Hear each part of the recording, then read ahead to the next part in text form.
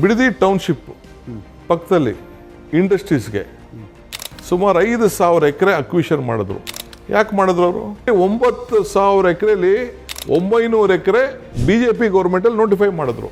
ಈಗ ಅವ್ರು ವಿಡ್ರಾ ಮಾಡೋದಿದ್ರೆ ಅವರೇ ವಿಡ್ರಾ ಮಾಡ್ಬೋದಾಯ್ತು, BJPನೇ ಸ್ಟಾಪ್ ಮಾಡೋದು.